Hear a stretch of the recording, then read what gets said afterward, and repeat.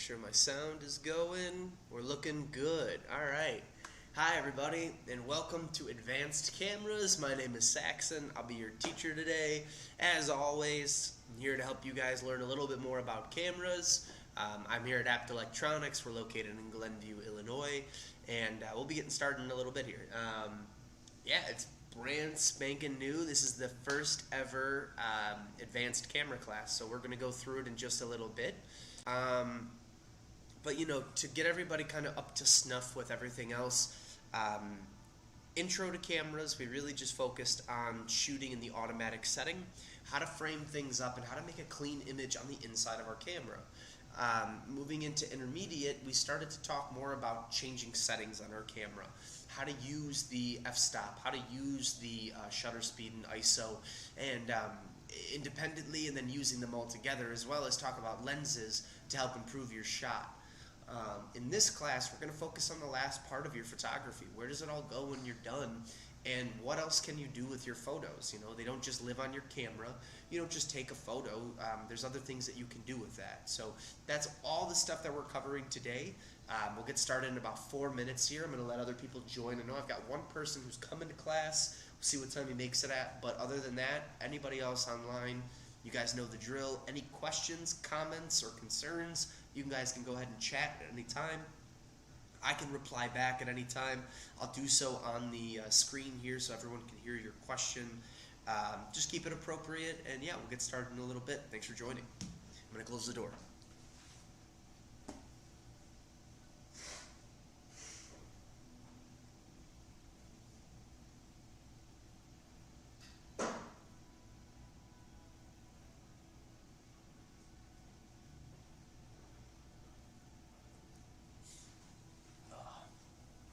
All right.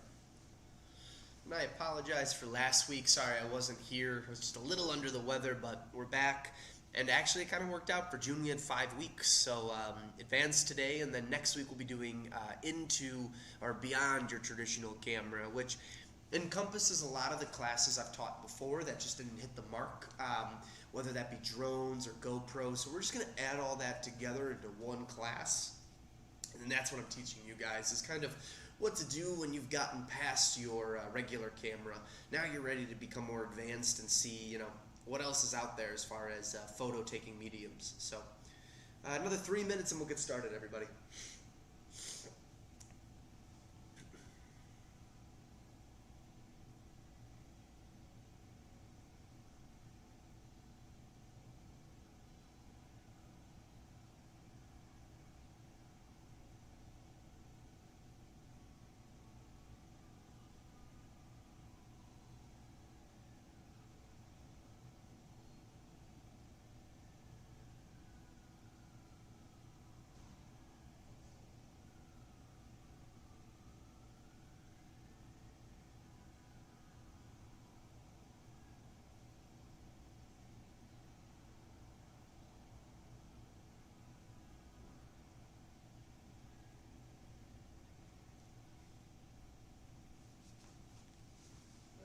Welcome in. Good to see you.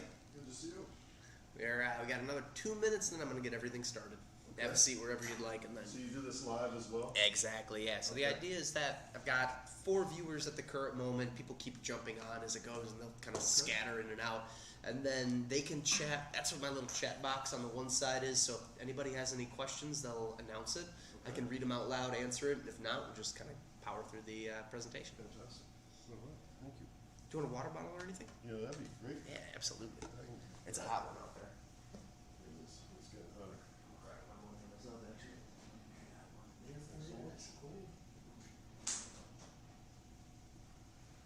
This is a nice space. I love teaching in this class. The air conditioner, and then just the way that it looks. We always joke, actually, as a department, if we ever come up here.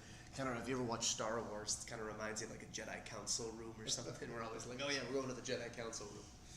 It's like, oh, I know where we're going. Yeah, listen here one other time, because I'm an architect and we were working with you guys on appliances and all this stuff. So we Yeah. do a lot of stuff together. It's cool. As for me, I've always been more of a 2D artist. I paint, and and then I do comics and drawings, illustrations, Oh, cool. and it's always fascinated me, the 3D and seeing everything come to fruition. It was cool when they were doing the, you go back down the stairs there, if you go to the right, the dishwasher section, that whole cap just got redone. And I don't know who the designer was, but I saw a bunch of the digital files, Okay. and it was wonderful. It was really cool seeing everything kind of in a 3D space, Right. but on a 2D medium. Yeah. It's fascinating. Yeah, very cool. All right, we'll get started here now that it's 5:30. Welcome everybody online. I've got one student with me in person today, so we'll just jump right through it. Advanced photography. So, like I said earlier, we've talked about in the introduction to photography about what we're looking for when it comes to starting off. And when we start with intro to photography, I always start by teaching the automatic setting on the camera, how to shoot through the camera and just take a clean photo using simple editing simple framing techniques and simple kind of photo techniques that a lot of professionals use. In intermediate class, we talk about your f-stop, we talk about your shutter, and we talk about your ISO, how all three of those live together, and then how they all act separately if you choose to do so on your mode dial. From there, we also get into lenses, what does what, and then the recommendation, or the trinity as they call it, which is a short telephoto, a long telephoto, and then a 50mm prime. Those are considered the trinity of lenses. If you have that three, you should basically have something for every situation for photography. Advanced photography, now we break away from that. So now we talk about more of the nitty-gritty that makes the photos pop and what to do after we're done with our photo taking, if you will. So the first thing, this used to be in the intermediate slides, but I felt it was more appropriate to bring into here. We could also talk a little bit more in depth about it, is JPEG or RAW. And I should put JPEG versus RAW. But the idea is that a JPEG is going to be a highly compressed image. When we look at the center image right now, we can see that the JPEG shows all the color, it shows the saturation, but it's not necessarily deep, vibrant, or anything to, pop off or standoffish. If you look at his skin tone mixed with the background, you can kind of see that his skin tone falls flat and almost mimics the background depending on the highlights that you look at. Now when you look to the left of that image, we have the RAW. Now the RAW also looks a little bit washed out or muted, but the reason that is because when the RAW photo gets taken, it takes a natural photo and it does not compress the image. So areas that look or would be more vibrant or full of color will appear flatter, giving you then the ability to process it through editing to make it then more standoffish or pop out more. So when we have a RAW on the left, we move to JPEG. JPEG is your standard image type. RAW, you can change your type in your settings. On the far right, we have what we would call a processed RAW. So a photo that has gone through the editing cycle, and we can see from there that his sunglasses have more of a pop to it, the guitar itself has a nice shine, the folds in his black t-shirt are more vibrant, you really can see the pop of that shirt, as well as the guitar strap, and then his skin tone. It really does not fall back into the background. So that's what we're getting when we process the RAW. Now to put that all into more of a context, I put this. So JPEG, it's a compressed file. Your file size is anywhere between 2 to 6 megabytes. So for someone who is on vacation or you are maybe doing just quick photography, JPEG is going to take up the least amount of storage space on your SD card. Important to remember if you are maybe a 32 gigabyte or a 64. Color bit. So color bit is the available color that the editing software then can play off of. When we look at a JPEG, we can see that it has a much lower color bit, only 8-bit, meaning that there is only so much that we can do with our editing software before it really just won't do anything anymore.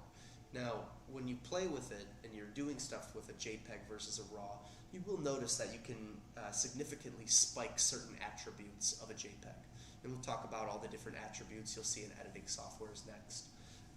But comparing the editing of a JPEG to a RAW file, there is much more that can be edited on a RAW file, and you can really make colors pop, exclude certain sections with different tools, and bring in a lot of different contrast and color coordination to the photo. It's still a JPEG, can still be edited in a photo editor. Just like I said, it's just going to be a much more toned down version, but it will be transferred faster. So again, if you're someone who's trying to take a photo in a quick interval and you want it onto the computer or your device as fast as possible, you'll have a much easier time with a JPEG. Moving to RAW, it's an uncompressed file. And when we say that, it means it's going to have a larger file size. So it's almost going to double or triple that of a standard JPEG. So we're looking at 12 to 16 megabytes.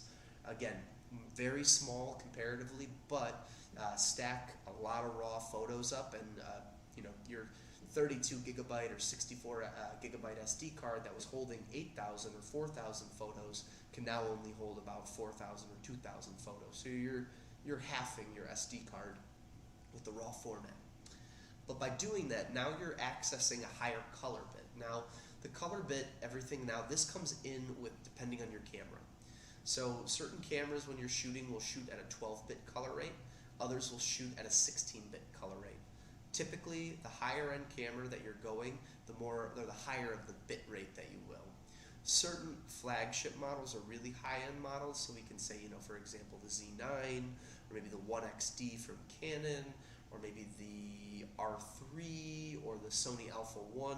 They will have the ability for you to toggle between the bits of color. So you can move between a 16 or a 12 depending on your style or editing preferences. But most cameras will either have a 12 or a 16 depending on which version of camera. And then it can be edited as RAW on some editing softwares, but will most likely be converted into another file. So that's where it gets a little bit goofy with a RAW file.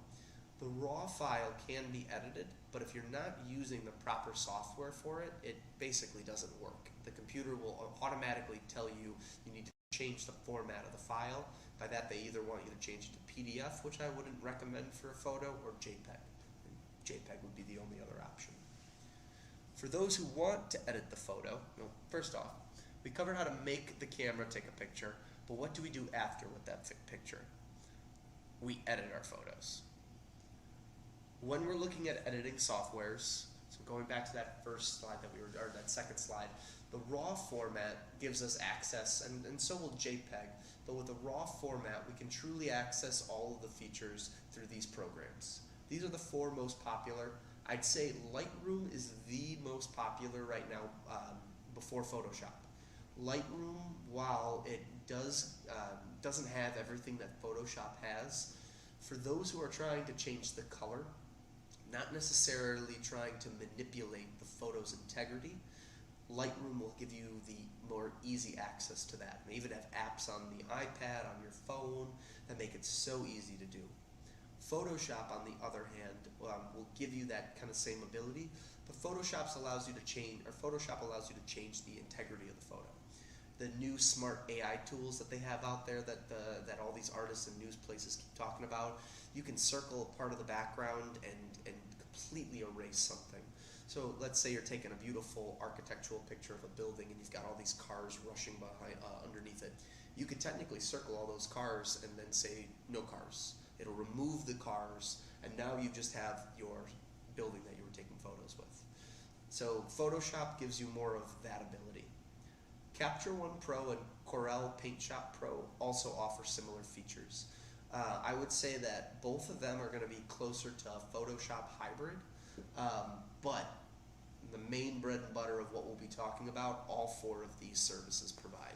So there's a few different key components to editing a photo, and we're going to break each one individually down. So first off, why do we want to edit the photo? What's the problem with the photo that comes out of the camera naturally? Honestly, there's nothing. The camera's going to take a really clean and nice, good photo, but there's always going to be something that we might not like about it. I'm a painter, I'm a drawer. When I paint and when I draw, I constantly look at my work, and there's always something about it that I hate. It could just be one line that I made, it could be color choices that I made. The ability to edit your photos isn't necessarily going to fix or erase mistakes you made in the photo, but it can significantly improve. In a lot of these photos, you'll see color being brought out on subject matters, vividness, brightness, white balance being pushed a little bit further. When we look at the baby or the new infant photo on the left, you can see the wrinkles, the smooth skin, it's more apparent. And then when we look at the headshot photo, we can see the difference between the three as we start changing things. Wrinkles, shadows, maybe harsh dark colors meeting harsh light colors. All of that seems to fade away and we get a more conducive photo. One of the first things you should do when you're editing a photo is crop and clean your image. So for those who have a crop sensor camera, it might be a little bit more difficult because you already are fighting a 1.5 crop. So you can't crop in too much more. People that are shooting full frame should have more of an opportunity to do this. Nothing wrong with the two, but when we look at the cropping of the image on the left, we have a bunch of negative space around our kayaker, and by then cropping out most of that negative space, we can still get the beautiful color of the water, the skyline, and then our main focus is now our lady kayaking in this lake. Moving over to, well, let me read on a little blip too. Start by straightening the alignment of your photo. After that, go through and make sure that you do not have any excess negative or dead space. Spot cleaning should occur in this time too. So in the top right corner, that's a symbol that you'll see on most photo editing apps, and is the crop or clean or crop symbol. The crop symbol also allows you to straighten the alignment of the photo. So you can turn the photo depending on the direction of which you want to make sure everything is lined up, either by a horizon line, or maybe there's something on the image that you want to be either perpendicular or non-perpendicular with your image space. From there, cleaning the image can happen too. So back in the day when you would take photos on film, you could burn and dodge in the light studio, and that would help you maybe erase some imperfections or graininess on the film or marks that might appear. Beautiful enough, the Photoshop, InDesign, all these guys, they give you the ability to go through and spot clean. So spot cleaning allows you to select a different part of the image, something that might have the same color variation, what have you, and you're able to then go through and basically erase any part that doesn't look right. I wouldn't recommend doing this on big sections of a picture. It will become more noticeable, but for tiny little dots, maybe you had some dust on your camera sensor, maybe you didn't clean a lens properly and you had a water droplet on there, it'd be a nice time where you can actually spot clean and take that away.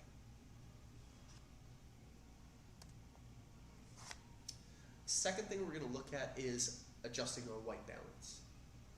So it's important to remember that white balance does not refer to the exposure. Rather, it refers to the color of your overall composition. You will have less to play with when shooting in standard JPEG versus RAW, and some editors will have presets you can control or change. Others will have a term called temperature and tint, and some will have both. So for example, we look at the bottom right corner there, I believe that is Photoshop. This is what you would see on there. Photoshop also has the ability of putting filters on there, but when we look at the very bottom, we can see temperature and tint.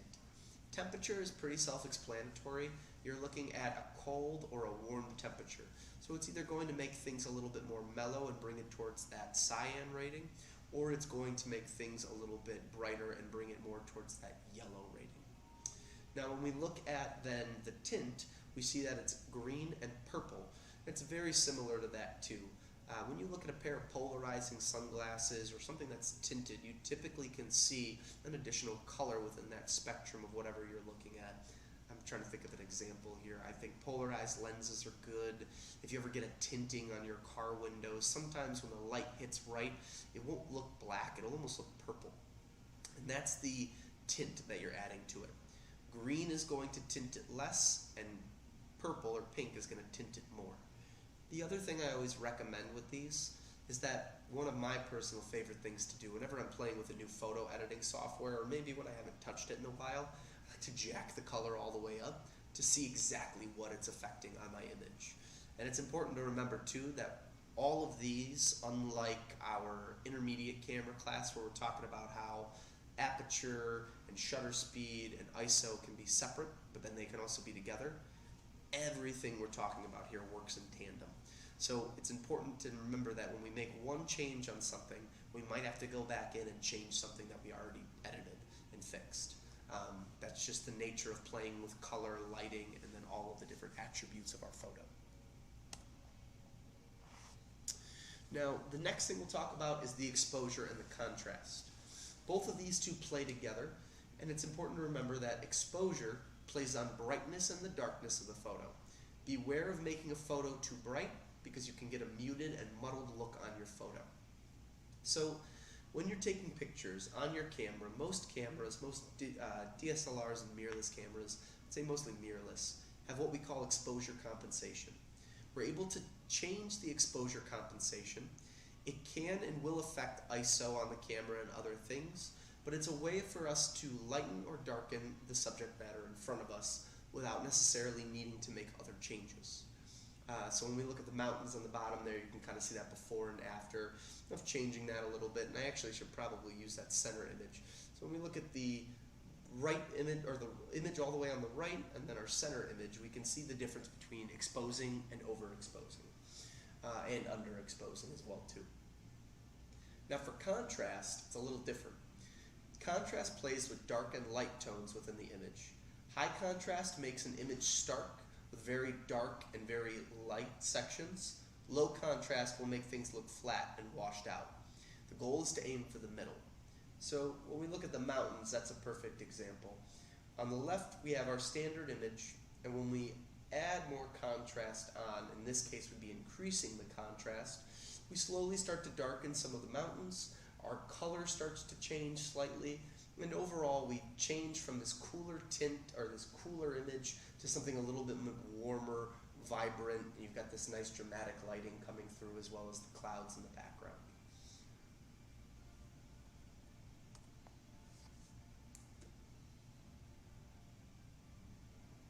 Now, this is something that isn't necessarily newer on cameras. A lot of DSLRs will not have this depending on the year. I can't remember exactly when this really started coming onto cameras, but almost every DSLR mirrorless camera you see today will have this. A histogram isn't always needed when editing photos, but a histogram is a great way to see how the light is distributed through your image. When you're taking photos, if you click on the live view button while you're shooting, you should be able to actually pull a live view histogram in the bottom right corner of your camera while you're shooting.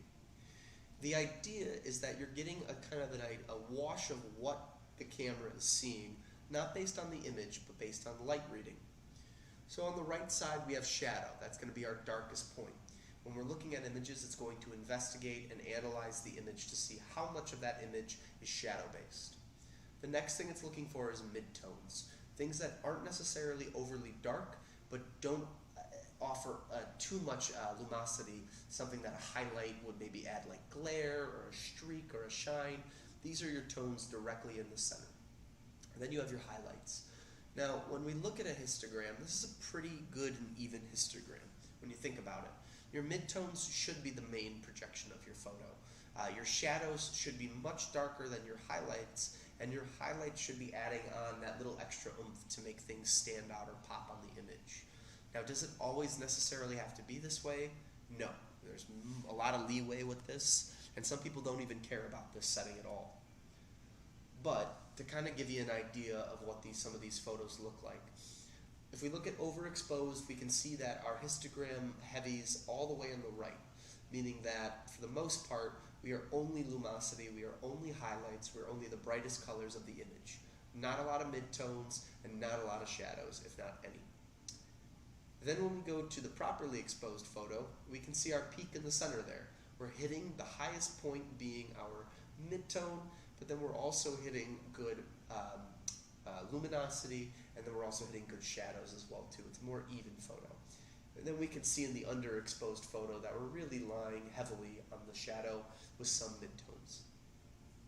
Now the four images on the right, while they are a little tiny to see, those histograms explain that they don't always have to be this way.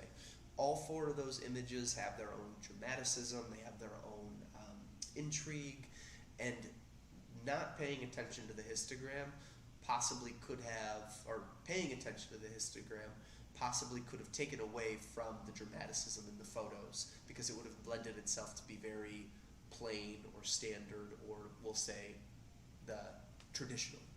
So again, everybody's a little different with how they want to use this. It's a nice tool to use while editing to see the balance of your light. In certain situations, like what we see on the right, we don't always need that.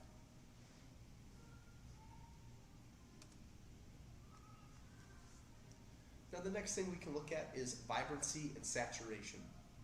Both are different, but both are very close. Vibrancy will increase or decrease the intensity of a color in brighter colors throughout your image. So when we look at the image on our right, we got the dog licking its chops. The first image we have minus 100 vibrancy. The tongue, which would be one of the brightest parts of the dog, is very muted. It's not as pink as we'd like it to be. The eyes have a lot of color, but we don't see that. There's green and grass behind the dog and leaves and all this other stuff that can probably have some color to it. The original one does show a good amount of vibrancy. You've got some pink in there. The dog's eyes look good. The image as a whole looks nice. And then when we look at the plus 100 vibrancy, we can see that we're really overpowering some of our white areas, and they're turning almost yellow. So all that like white freckly parts of the dog where we can see its age, now it's starting to turn kind of a golden hueish brown, and now his tongue also looks like bubblegum. Saturation will increase or decrease the color throughout the image evenly. So when we look at the bottom image, we can see that on the left side, everything looks pretty standard on that image. The grass fields, the rolling plains, little bits of hills here and there with a beautiful skyline in the back, that's orange and blue. As we move to the right though, and we've increased that vibrancy, we can see the green on the grass turns more neon. We can see the yellow or the dead grass more prominently as yellow. And then the sky changes from its traditional purple, blue, and orange to now this almost yellow and a little bit of green, purple, blue, orange, and maybe some red too. But what we're getting out of this is that we're changing the entire image as a whole. With vibrancy, we're only attacking those intense bright colors on our image. Now, sharpness on an image. Sharpness on an image, it's one of the last things to do after you've edited the photos in the other parts of your image. Sharpness is going to bring out definition and depth of field within your images.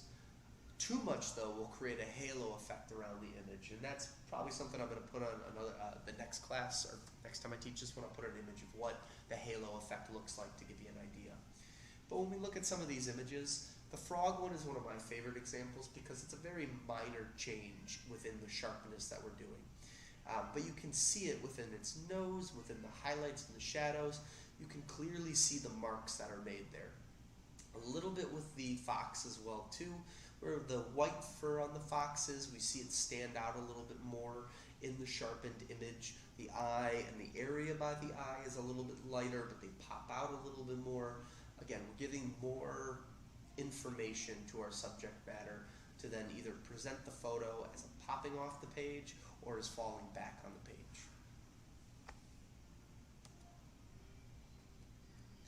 Now, you've edited your photos and you've done most of the work there. Those are the main steps that you're going to see every single time. But what do you do now with all of that being done?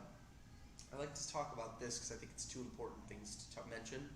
Depending on your camera size, and when I say that I mean sensor size, if you're shooting on a crop sensor, the top row of photographs that you can print are most likely what you want to be looking at. 4x6, 5x7, 6x8, 8x8, 5x10, 8x10, and 10x12. Those are 6 or 7, I should say, standard photo sizes that you'll see. Walgreens can print those. Other print shops can do that as well too. And a crop sensor camera would be more than enough for a photo image that size. Moving into some of the larger format printing, you can still use a crop sensor camera, but it's also important to remember that once we start making this image bigger and blowing it up to a much bigger size, we're going to start to get pixelation and we're going to start to get image blurriness. And that's only because the camera that we were using at the time was a crop sensor camera, meaning that from a full frame to a crop sensor, you drop from, let's say, this big of a crop sensor, or a full frame sensor. Crop sensor now is going to move down to this. So that small square gets cropped 1.5 times, meaning that our image, our depth of field is less. So the image size and what we would have available won't necessarily be that anymore. So we have to be cautious when cropping, but we also have to be cautious when printing because we might get a blurry image because our image just can't be blown up that size. And my personal favorite, probably our biggest trending item in the last little bit, is probably the digital picture frames. A lot of companies do it. Some companies will tell you to use an SD card. You can insert it in the back of the frame, and that'll circulate. My personal favorite, what I got for all my family members, were a digital frame that you connect to your phone. Aura is a great brand for that. I think Monster also makes a couple different frames out there. But it's a nice way for maybe you to gift somebody some of your images. You don't necessarily need to have them signed into it. You can push photos onto it. I like to think of it as like the #1 grandma gift. If you want to set this up for grandma, you don't want her to fiddle with it too much, you can put your own images on there and then she can see them constantly. But for those that may be around the office or anything else, it's a nice way to display your images. Now, the second part of this class, we're going to start going into videography. Videography is becoming more and more popular as we get into this age of content creation. Things like Facebook years ago started to blow up and take off, and things like Twitter followed. And now at this point you have things like YouTube and Instagram and TikTok, and even other more social media platforms that I'm not aware of. These require people nowadays to really be thoughtful about what they're making because they want to capture their audience's attention, or they want to get the attention of people. So within videography, there's a couple things that you should be aware of when you're working. There's 3 main phases that you're going to work through: the pre-production stage, the production, and the post-production. Pre-production is the initial steps to making your project. This is your thought place. Maybe it's your, you doodling and noodling a bunch of different thoughts onto paper until you finally get something that works.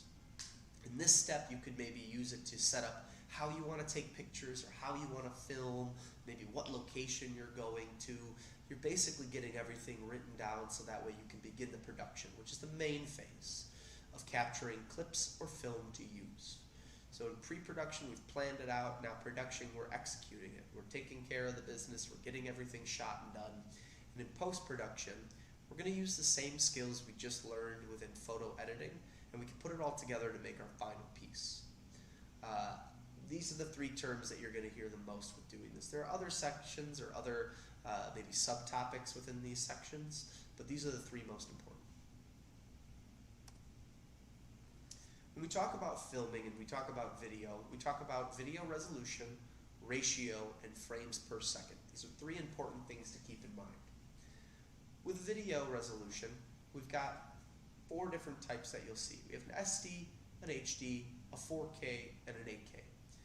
If anybody's bought a TV in the past, I'd say maybe 5-6 years, you've probably heard the terms 4K and 8K come up a bunch. For those that still have cable at home, most of your standard cable is only streaming in a 1080 HD. Some YouTube videos and some video games and even some Netflix shows are streaming in 4K. Some of the higher end TVs that you'll see Samsung, Sony, and LG make nowadays can even have the ability to play up in 8K. And while you're really not going to see any 8K movies or TV in probably the next, I'd say, decade, you are going to see more and more content creators, private video people, even the video game world. They're all pushing to that 8K. All 8K does is it gives you more pixels by the square inch of what you have. So when you go through with it, you basically take the number of pixels going one way by the number of pixels going the other way, then you divide that by the diameter going across of your screen, and that's how you get to the point of 8K. There's 8,000 points or small pixels within a square inch of the TV, if that makes sense. The higher in quality you go, the more space it takes up while you're filming, but on top of that though, the more crop that you have, the better image quality that you have, and the more flexibility that you have. Typically the larger video resolution, or the higher the video resolution, the more play and after that you have with editing and adjusting. Now ratios gets a little confusing, and I tried to use this image to kind of explain. The circle going around the giant square is representative of the camera lens, or the bayonet, where we attach our lens to our camera body. The rectangle on the inside is our square. So when we're taking a photo, if we're shooting on a full frame camera, even a crop sensor camera, we are shooting at a ratio of 4:3. That is the red box going around the whole thing. Now that's the standard. From there, you're going to see 3:2. 3:2 basically crops down a little bit, and now we get something closer to maybe a larger screen computer monitor. Not necessarily, a monitor that goes maybe more horizontal, but we have something that I would say 32 inches, funny as that sounds, would probably be a good size for that guy, like a 32-inch screen. 16:9 on the other hand, now we go even lower. 16:9 is what you see a lot of movies filmed at. That's why you see black bars on certain ones of them. They go more of that, wide screen. In your camera settings, you have the ability to switch the ratio at which you're filming. 1:1 would be a perfect example of content creation. People that are trying to put things on Instagram, where when you're viewing something, you view it in a square box on their app. That's where the 1:1 comes into effect. I would say standardly a 4:3 is probably perfect for most. If there is, for any reason, if there is a reason why you want to change the ratio, I probably would tell you that's more of a creative choice than a filming standard. Now below that though, frames per second, 24 is the filming standard. So for most movie productions and films, even the ones that you're seeing in IMAX and in the big Dolby Vision, those are going to be 24 frames per second. Most of them are. That's your standard. And all that basically means is that within 1 second of filming, or let me backtrack a little bit. When we take a video, all a video is a combination of photos. It is a frame by frame by frame by frame. That's why you'll hear FPS. It's frames per second. So within 1 second, there are 12 images that help move our image from one to the other. That's what gives it its animation. The more frames that we add, the smoother that it becomes. So you can see 24 frames spread across 1 second in the diagram. Above that, you can see 60 frames a second spread across throughout the diagram.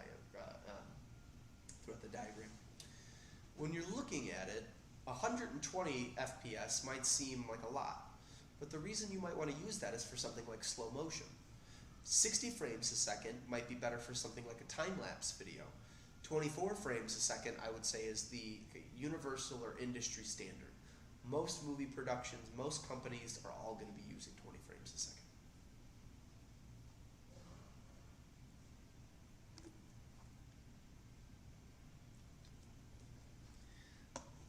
Now, when you're filming or making any kind of content, you should be focusing on these 3 things initially. And I'm going to be honest with everybody right now. When I was getting ready to teach my camera classes here, I started about a year and a half ago. I sat down with our media team that we have up here on the upstairs of the store, and I was talking to them. I'm like, what do you guys think? What do I need to be successful on this? And they're like, you basically need to be good at all 3 things, but if it's not possible, you can have 1 bad, you can't have more than 1. If more than 1's bad, you'll lose your viewers. I was like, okay, explain. First thing they told me was camera quality. If you have a camera that shoots appropriately for your content you're trying to make, it doesn't have to be movie quality, but it's got to work for you and your project or your page, whatever it is. So for my example, teaching this camera class, this Lenovo webcam that I got, it shoots at a 1080, so it's just a nicer camera. So instead of using the camera on my laptop, I choose to use this because it'll present a better picture to the people online. So choosing the camera that's appropriate for the content you're making is important. If you're making a rugged video and you're doing something really cool like dirt biking, a GoPro is probably a better thing to use than maybe your mirrorless or your DSLR. Lighting is another important thing. And this is something for both photographing and for videography. There's a multitude of different lighting methods you can look at, but the one that I recommend is using the 3-point lighting method to start. A key light provides the most direct light to your subject. That's going to be the light that's directly in front of them, and I have an image after this that'll show all of that too. The fill light lightens up the subject matter to fill in what the key couldn't. Typically you're going to see a key light off to the side. So if this is my key light would be directly in front of my subject matter there. I might then take my fill light and position it off to the right or to the left, depending on where I'm getting the worst of my shadows. And then from there we have the backlight. The backlight then keeps the subject and the background separate. What we sometimes tend to see is if we put too much light on the front of our subject, we're going to create a harsh background behind them. What that then can do is it sometimes almost blurs it together and makes it feel like there is no background behind our person and that we're really just kind of getting this compressed blob of an image. By adding that extra little bit of light to back up the subject, we should be able to separate the background from the foreground better, giving the viewer a much more easy interpretation of what we were trying to get. And that goes for both for photo and for video. Audio quality is another thing to be looking at. So for me personally, I've got a microphone that runs through this computer here. I like it. It works perfectly fine. I don't need anything fancier. I have my camera. That's my little Lenovo guy. The lighting is the only thing I would say that I'm not concerned about in this setting. I've got lighting. I've got some tea lights and some other, what's the term I'm looking for? Is that again? Downlight? Thank you. I've got a bunch of those guys. It's not going to necessarily bring me the most light to me, but at the same time, I'm not the main thing that I'm trying to show. The main thing is the PowerPoint presentation. So again, keeping in mind that you can have one of these bad and the others have to be good, otherwise you might lose some viewers or you might just lose people in general. So keep an eye on what you're trying to do and plan appropriately for that. With the lighting though, this would be my example of what we're looking at. So our key light is on our subject matter from the front. That's our primary light. And in this example, in this studio setting, we chose to put the key light above the subject matter to really illuminate going down. The fill light was then positioned off to the right. In a sense, the fill light is number one, larger, but number two, it's curved a little bit different than the backlight to make sure that the area where our shadow is hitting the worst isn't necessarily being counterintuitive to the photo. It's not detracting from it, it's adding to it. And our backlight in this case isn't necessarily pointed at the subject matter. In this case it looks like it is, and that's why the the right arm of the subject matter kind of looks a little bit washed out. But it's bringing light to that background so that way we don't necessarily get this washed out image. We have some separation so we can see our subject or our foreground from our background. Other alternative lights that I could recommend, most of this stuff can be used for both cameras or for both cinematography and photography. But an on-camera flash is a great idea for someone to get. When looking at flashes, it's important to look at what the Kelvin that it's shooting at. So depending on the kelvins, the higher the number, if I'm not mistaken, the closer to an orange or a more mellow color that we're getting. They call that warm lighting. When we go to the opposite side of the Kelvin spectrum, we get into the cold lighting. That almost turns things more blue or pale. Depending on what you're trying to accomplish with your photography or your cinematography, choosing lighting appropriate to that might help a lot. If you're trying to be more solemn, using more of the lighter side Kelvin or the darker Kelvin might be better, the more white, bluish white. On the flip side, if you want to illuminate and bring more warmth and light and you want things to look maybe less ominous, more joyful, that's where using the more orange Kelvin would be appropriate. In that same kind of vein, we're looking at on-camera LED lights and light blocks. Lots of different brands make these. We carry ProMaster ones here in the store, which I personally use for my own shooting, and I like them. But what I like about the camera LED lights and light blocks is that in these examples, we've got them on cameras. For me personally, one of the things that I take a lot of photos of is I have a pretty significant baseball card collection that I inherited. I don't personally have any relationship to these cards, and I've been told I was allowed to sell them as long as the money goes to our family, and I've basically done that. So on my eBay page, I use 2 of these lights to actually illuminate the cards as I take pictures to make sure that I'm catching any wrinkles that could be in the cards or any imperfections, so that way when I send these pictures out, people can really see what the quality of the image is or what the quality of the product is. So it's important. Lighting can really help with that. For a lot of people on social media nowadays, though, ring lights are one of the best. Ring lights offer you the ability of typically either putting your phone or your camera directly in the center of the light, which not only will illuminate whatever the light is blasting on, but it'll also offer a little bit of light so that way the camera doesn't necessarily need to use a high ISO. You'll see content creators use this. You'll see product photographers, photographers use this. People who need to get light, but they don't want to have to worry about the lens picking up any flares or any extra colors. The ring lights really do a good job of that. On top of that too, ring lights fit onto light stands, which give you the flexibility of positioning that at a higher or lower height depending on what you're trying to capture and take photos of. Now, going into the microphones, there's a lot of different mics that we can look at. The most typical that you're going to see on your camera is the on-camera mic, or the in-camera mic, I should say. Typically, that's going to be a set of little holes at the top of your camera. All that is a perforation so that you have a microphone, so that whatever you're filming, whatever the camera's pointed at, that's what it's going to pick up. It's very similar if you flip your phone over on its area where the charger goes. You'll see all those dots on the bottom of your phone. That's the speaker. That is the microphone as well in certain cases. That's what you're getting. Now, the in-camera mic is going to be probably the worst form of mics that you can have. Tinny, hollow. Camera companies usually are not focused on this. It reminds me a lot of TVs. If you go to buy a new TV nowadays, the first thing you're going to notice is the sound is garbage. And that's partly because they've put so much time and effort into making sure that the picture quality of the TV is wonderful, it stands out, it's perfect, everything else. They've put tiny little speakers in the TV to make sure that the main focus is the picture quality. Microphones, I would say, are the same thing for cameras. So on-camera mics, a shotgun mic is a great example.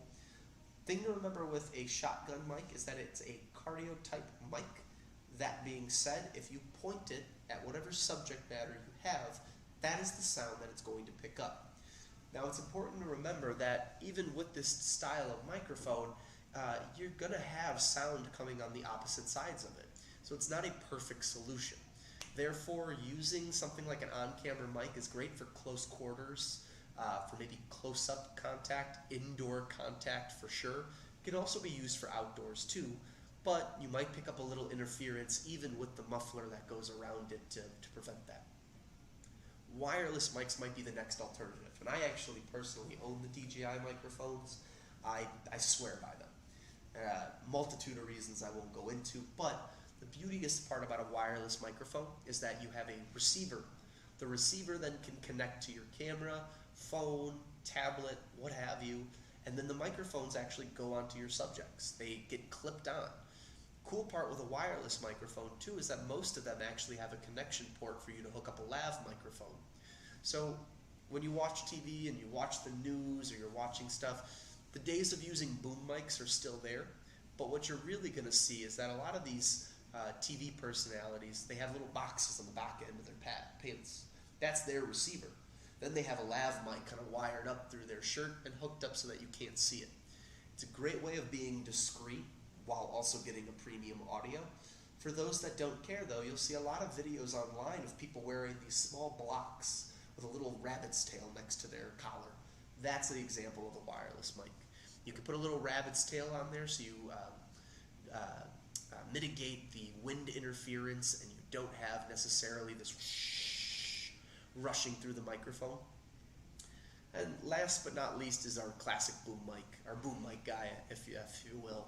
That classic scene of somebody standing there with a boom mic and accidentally knocking somebody in the head with it.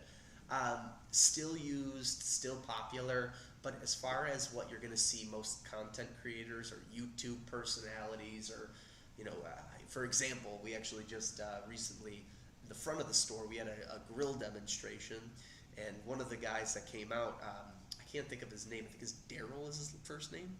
He has about 2 or 3 million followers on TikTok. He actually is just grills. He's from Naperville, and he grills all these meats, talks about the grill, and he's got the little wireless microphone to help with the sound quality. He's got a little nice camera that he's got set up. All that stuff adds to the content creation and helps push you a little bit further. You really won't see boom mics out there much, but some people do ask for them. Last thing we'll really talk about is the stabilizing. Stabilizers are very popular nowadays, and I think one of the coolest things about most mirrorless and even some DSLR cameras, but specifically mirrorless, is that the technology that requires your shot to be stable, you're seeing that nowadays inside the cameras. So when you're buying a camera, a lot of these vlogging style cameras or even intro cameras, even the high-end ones, will have stabilizer in there. That basically means that you have a tiny gyroscope that if you are filming and you wiggle your hand slightly, the camera itself should be smart enough to recognize that and adjust itself so that way that shake doesn't happen on the camera. Now, that isn't always the best, and therefore we got to look at our next kind of stabilizer. The three things that you're going to see as far as tripods go: monopod, a still photo or a ball head joint, and a video tripod. Now, a monopod, pretty self-explanatory. These are all pretty basic photo camera tripods and video camera tripods. The monopod is great for the hiker. You're going out into the Colorado Rockies, you want to take some pictures, you don't have the steadiest of shot, what do? A monopod would give you the ability of a lightweight travel tripod that you can throw into the ground, put your camera right on top, hold, and take your photo without necessarily getting a lot of wiggle. Tripods are very similar for that too. Ball head tripods specifically will allow you to rotate the head in almost a 360 pattern. You can do downward shots, upward shots, still photography. There's even people that do some even crazy movement stuff with tripods that's really cool. Video tripods are similar, but video tripods are going to have an armature that allows you to swivel the head and pan. Panning and tilting and the full rotation are very popular within gimbals. Gimbals is what then our video tripod leads into. So your video tripod, if you're shooting a video, and let's say your subject is staying in a studio area, you don't necessarily aren't going to be running around or doing anything where you've got to be moving for yards. You are just trying to capture the picture in front of you, and you're able to move the camera with no shakiness or lag with the video tripod in that studio setting. But now you're moving around, you're running around, there's more happening. Gimbals come into it. There's a few different ones. Here in the store, we're really only selling the single-handed gimbal. That's the most popular. Pretty self-explanatory with this guy. Camera goes on the top there, and from there, as you move, the camera will stay completely still with how we have it. So if I move my hand in one direction, if I'm running, trying to film maybe my kid's sports game, the camera is going to stay completely still. My gimbal, though, will be moving the entire time because I'm running with it. So the gimbal stabilizes using a pan, tilt, and roll. And I'll talk about that in a little bit. But every single gimbal that you see will involve a pan, a tilt, and a roll. Those are the three main components to a gimbal. Every time you put a different lens onto your camera, you're going to have to recalibrate your gimbal. Typically, all of these brands make it very simple to recalibrate. There's certain levers on there that you would push and kind of just change so that way you're adjusting for the weight of the camera so that the gimbal can properly stabilize. Two-handed gimbals, pretty self-explanatory, two hands on there. And then we call it a body gimbal or a stabilizer vest. I had two roommates in college. Both of them were cinematographers, and one of them has the funniest video of him wearing one of those. He's got the camera, and it's I think $80,000, $90,000 camera that he's shooting. It was for a documentary he was doing, and you just see him literally go, and he just lets go. But because he's on the body gimbal, it just sits there, keeps moving back and forth. Pretty incredible what they can do. Are you going to see a lot of these? Absolutely not. But I have a couple buddies that they like to film like cars, and they do cool videos of the cars driving. And one of them actually will sit in a van, and he'll have the van door open, and that's what he'll use. He'll have this hooked up, and he's holding it. He does that for two reasons. Instead of using the hand gimbal or the two-handed gimbal, he's just worried that he'll let go. And if he lets go, at least the body gimbal is adding that third arm of support, if you will, so that way it doesn't fly. Setting up the gimbal, though, like I said, when you're using the gimbal, it's various configurations on both camera bodies and lenses. They're going to require you to stabilize your gimbal before every use. The three settings you're going to configure every single time is the pan, the tilt, and the roll. So if we look at it, looking at the gimbals, your pan, that's your ability to do panoramic, if you will. That's your ability to swivel from side to side. Your roll is your ability for the camera to then roll in its cradle back and forth. So does it need to roll sideways? Does it need to roll right ways? Depending. And tilt then does the opposite. So instead of rolling from side to side, now you're tilting up and down. So all three basically give you like a gyrosphere, or give you more of like that circular motion. You ever watch those weird astronaut things where they put themselves in there and they're flipping themselves around and around? That's basically what a gimbal is, but for a camera. The last thing I would say with a gimbal is to practice out what you're trying to do. Later classes, I think what I'm going to try to do is add extra slides of standard ways that people are using their gimbal, and popular shots that people use when taking videos. But my recommendation is use fluid motions. You don't want to sit there with your gimbal and jerk it around and move it, because it's not going to do its primary function. If you're sitting with your gimbal and you move it fluidly in one area and your hand's a little wobbly while you do it, that's where you're going to get the full peak performance out of it. There's really cool shots of going underneath things and popping back around, tilting up and forward and back. You can get a lot of really cool practice or video out of it, but you want to use fluid motions. You want to feel confident with it, and by all means, practice it out before you shoot. Nothing is weirder than when you get to it, when you see someone get to a shoot and they've never used a gimbal in their life and they look stumped. So practice it out before you go. Make sure it makes sense before you use it. Otherwise, it's another tool maybe in the tool belt that collects some dust. And other than that, that is really all I have for advanced cameras. Basically at that hour that I promised. And yeah, next week we're going to be covering beyond the traditional camera. So now we take a lot of what we learned today within cinematography and we apply it now to things like a drone.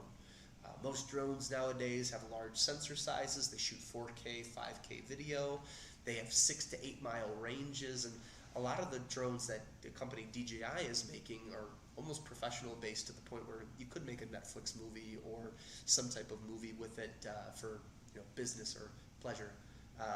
GoPros and the DJI cameras, like their little action cameras or Insta360s, those are also very popular to get maybe something that's a non-traditional, but you're still getting a really premium image quality. And we'll talk a little bit about camcorders too. Not as popular, but both Sony and Panasonic both make them, the Handycam series. There's one other one, I forgot what the Panasonic one was called. But yeah.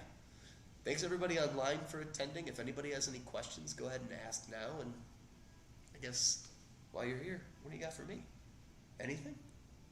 For me? Any questions? And, doesn't even have to pertain to what I talked about. yeah, I guess some of the big questions I have right now is I just start using some of the post-production factors, Lightroom. Yeah. I started using Lightroom. And I'm curious of the sequence, the proper way to download, bring it into Lightroom, Yeah. work it, and then I want to get it back, say, into photos perhaps on the iPad. Absolutely. And so what is the best means of making all that happen, and then also being able to share those, for instance, a link from Lightroom share to others. To others, right from Lightroom you want to share? From Lightroom. So if that is the best way to do it. you can, sorry. Let me sip my water real quick. It's sort of that whole process. What's the best way to go from shot to post-production? So we go in, I would say, you got your shots all set up, you've taken all your images, you're done with your camera. First thing I would do is shut the camera off completely, let it sit for a couple seconds just to make sure that the camera completely loads all the images into it properly. It shuts everything down. It's kind of like when you eject a USB from a computer. You want to eject it properly, because if you pull it out while it's doing stuff, you could lose that while it's transferring. Same thing with the SD card. So shut everything down, let it load down. A lot of the times if you hold your camera up, you can hear it like 5 seconds after you've turned it off. It'll go like, it'll shut down. Remove the SD card, and then from there, plug that guy into the computer. If you're going to use a cable, that's fine too. In my experience, what I like to tell people is that if your SD card is your vessel that holds the photos, and your computer is the source of what you're trying to get the vessel into. Your camera takes the photos, and so you basically have your SD card connected to another contraption that then it's pushing it to the computer. the chances of error in there are greater than if you just put the SD card into the computer, but it's not necessarily something that's really ever going to happen. The horror stories I've had are, you're transferring photos, the dog's walking by, hits it with his tail, and he unplugs the thing. Well, those photos possibly could be gone forever because they were mid-transfer. Gotcha. Spilling water on everything. If you fry out that camera, you'll most likely fry out that SD card depending on its durability, and if that's the case, photos are lost. SD card reader usually helps eliminate that stuff. Yeah, gotcha. Once I get the SD card into the physical computer, the first thing I'm going to do, and I guess to ask, are you using Mac while you're doing this, or Using Mac. Okay. First thing I would do is left click and make a new folder, and I would label that folder whatever it is I was doing. So if it was my kid's game, I would say, baseball game, June 17th, 2023. I'd take every image from my SD card and I'd copy it over. The reason I wouldn't want to move it is because just in case during that movement, if anything got lost, at least everything's still on the SD card if I copy it. Once I get it into a folder, the first thing I like to do is I go to the icon section of it, and that's where you can see a list or thumbnail or gallery. And I'm going to switch mine to gallery, and I'm going to make it as big as I physically can while still seeing my recycle bin on the screen. Okay. Then I'm just going to click through with my arrows and go through each photo. When I take pictures, I typically take 7 to 8 photos of the same thing, Right. just to make sure that I get it in clarity, crispness. I don't like to go through during my shoot and triple check everything. That drives me nuts. And the people that do that, I don't have any problem. Anybody who does that, no issues. It's not for me. It's too time consuming. I'm there to get the photos and get out. Yep. So take as many photos as you can. I get them onto the file. I go through. I delete the ones I don't like. So from, let's say, 2,000 photos, I've now limited it down to maybe 200 photos. The beauty of Lightroom that I've discovered is that you're able to take all those photos and I believe just bring them right over. I haven't used it in a little bit, but if you just grab everything, you should be able to drag it right over to Lightroom, and it should open up everything on the left side of the screen of the Lightroom application.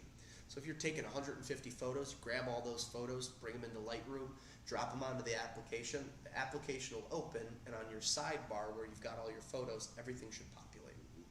From there, I'll go through and edit and change my vibrancies, my colors. I'm going to basically do everything that we talked about in that very beginning set. These are the things that I'm looking at when I'm doing stuff.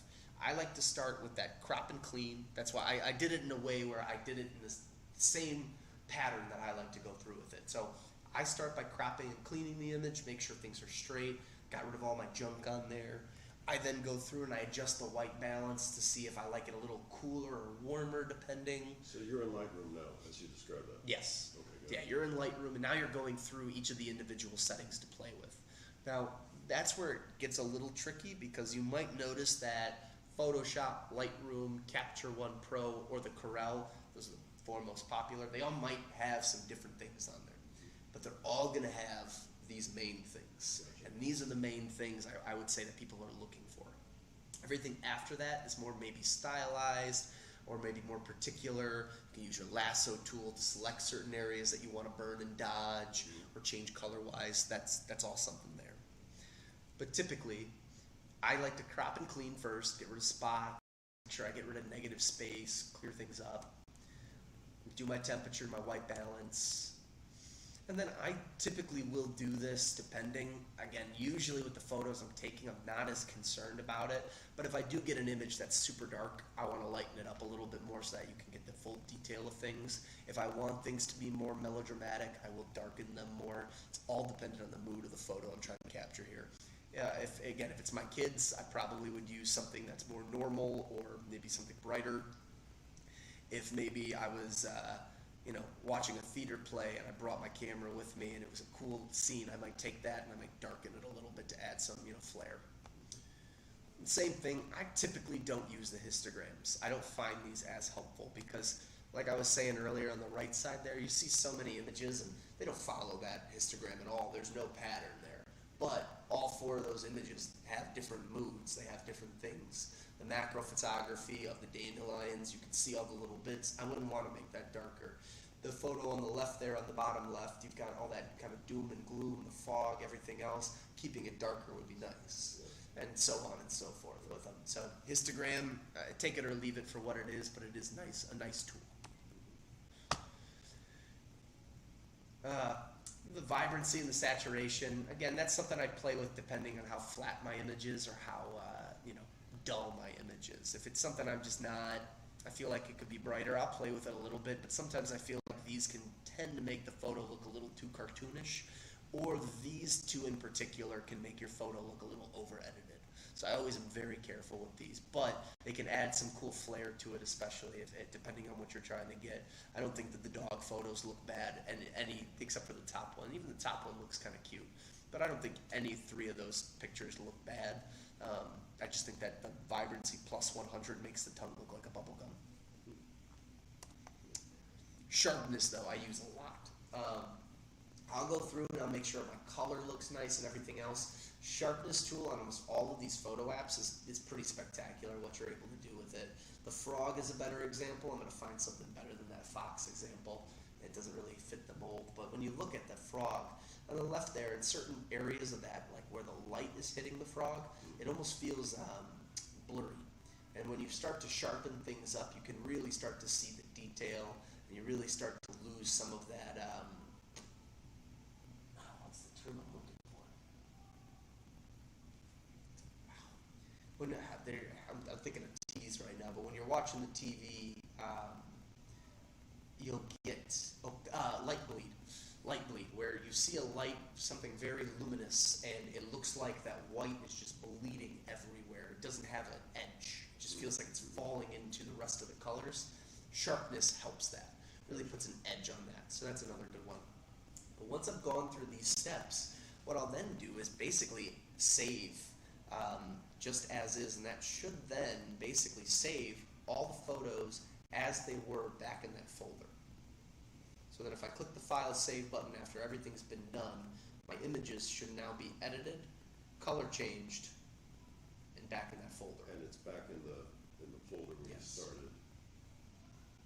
Okay. And as you describe all that, are you in RAW typically? Or? It depends. You can go in RAW for this, because the nice part with Lightroom is that you can edit the RAW photos in there. It's one of the few that you can do that, or not few, but it's one of the nicer ones that you can do that. I will typically, if I'm editing a photo, if I'm going to edit it, it better be in RAW. If I shoot a JPEG, I'm not going to bother editing it, personally. Oh, is that right? I don't, yeah. For me, if I'm taking a JPEG photo, like so, for example, I went on a cruise. I was in, I got some photos for you. I was in a cruise, and my camera, I set my camera up because I like the look of film. I used to shoot on a Voigtlander. It was a German camera, had a rangefinder, and I fell in love with it. It was my first camera when I was younger.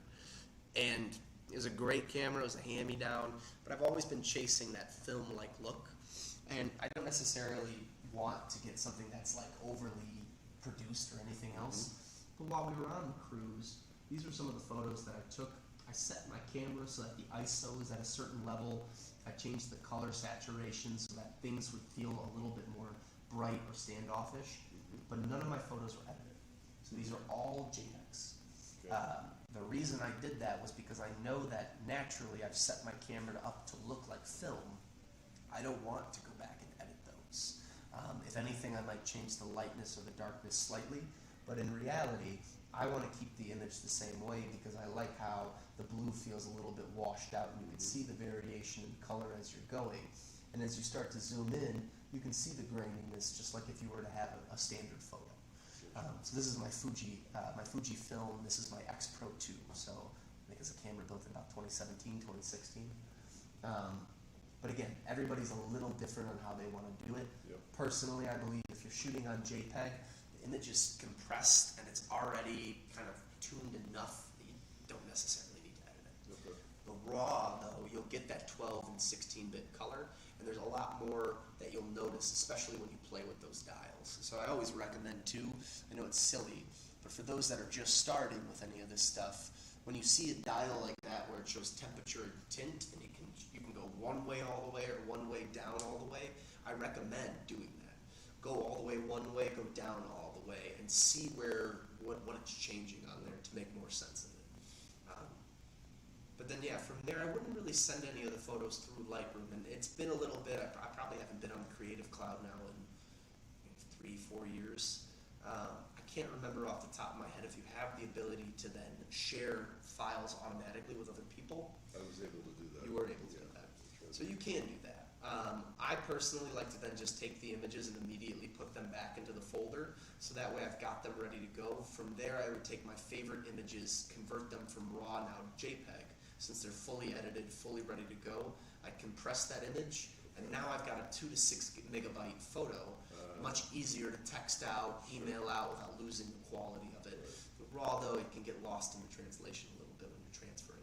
And do you always go with JPEG then, or do you go with TIFF sometimes? I think some of the architectural photographers I've worked with, we end up getting their high-res and TIFF, and TIFF's then they'll give us some JPEGs. That would They make usually give us the 2 sets. Yeah, that would make sense to the TIFFs for me. I personally really only use TIFFs if I'm doing vector line drawings, which is a completely different thing. But like, for example, you're using your iPad right now. I use an application Procreate on there. It's one of my favorites. I know that one. Yeah, and one of the things that you're able to do is create TIFFs out of there. As a comic book artist, one of the things that I do is I'll photograph my work, and I will draw as a vector line drawing. I need the TIFF format in order to do that, because when I'm done, I can blow my line drawing as big as I want.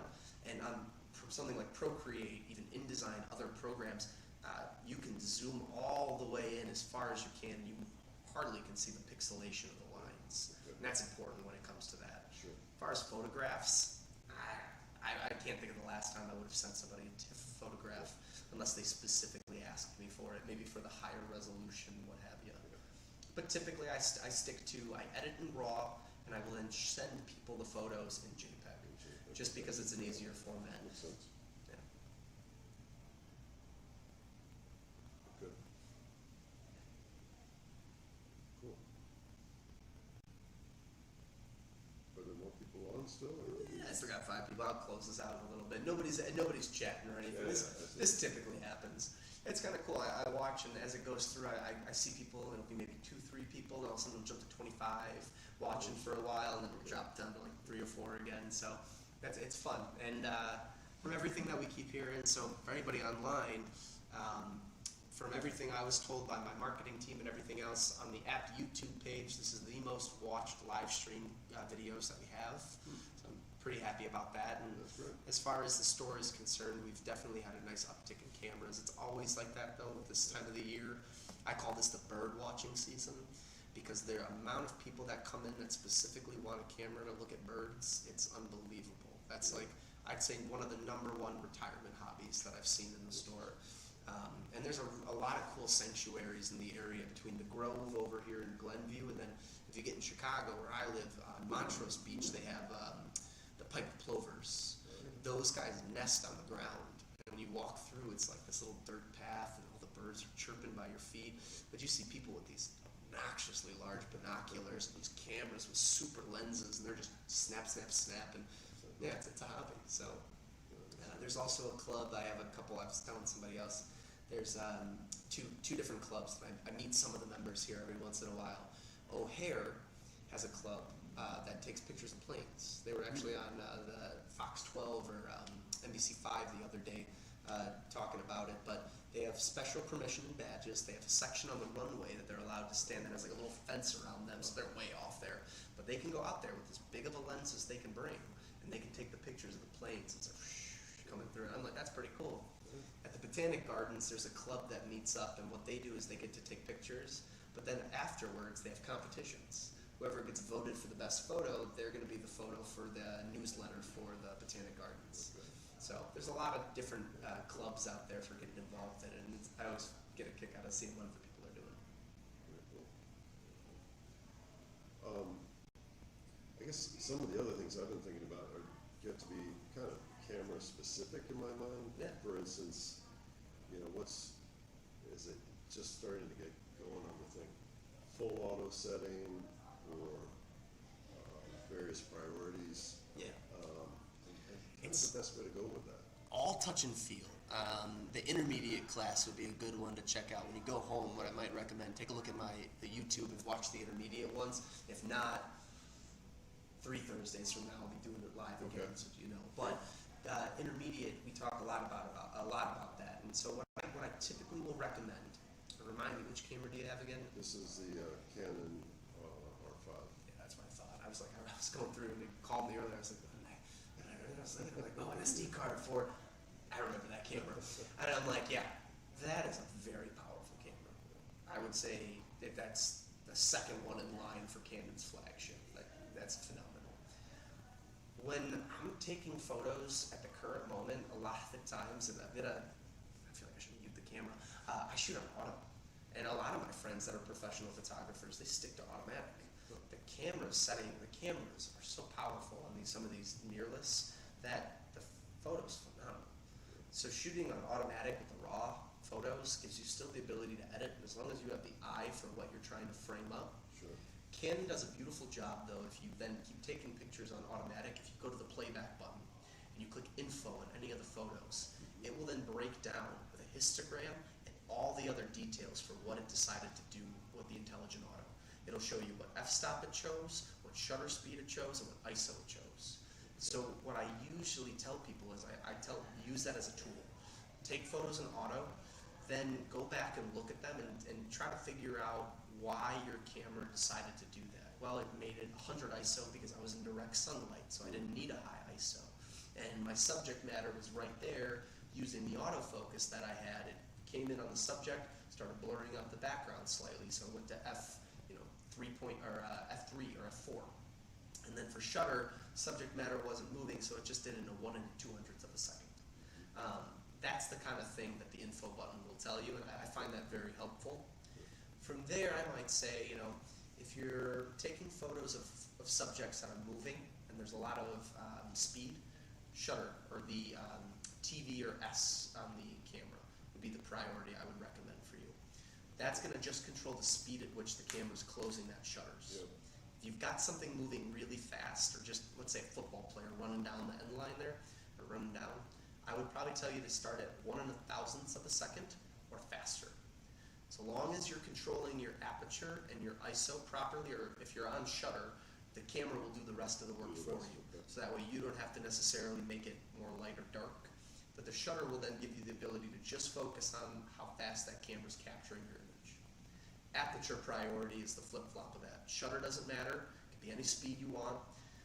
ISO doesn't matter, anything it wants. But now your main priority is the foreground and the background relationship between you and the subject matter. The field and all that. Exactly. Do you want to blur everything out, or do you want to get the whole grandier image? That's where then the aperture priority, and that'll be listed as A or AV on the camera. Gotcha. Yeah. But from there, I still think automatic is really phenomenal. And as far as focusing goes, that's all different. You're going to see that when you're in those priority modes, you'll have wide area focus, narrow area focus, point focus. Those are all different types that might help you in different situations. So, for example, if you're taking like maybe a group family shot, you got 20 family members, I might use that pointed area so that way it can take get a wide area and focus on your camera has 4,000 autofocus points. So if you're using that wide area focus and you've got a group of 20, you should basically be able to lock on all 20 people at one time. That's where the smart the camera. I'm not sure how to do that, but Yeah, did you bring it with you? I did. Okay. Shoot. No one's asking questions. So Okay. guys, have a great night. If you need me, by all means, that's my email, my phone number, so call me anytime, email me. If you've got photos you want me to look at, if something doesn't look right, you want to know more about it, by all means. Thanks you guys for watching, and I will see you guys 5:30 next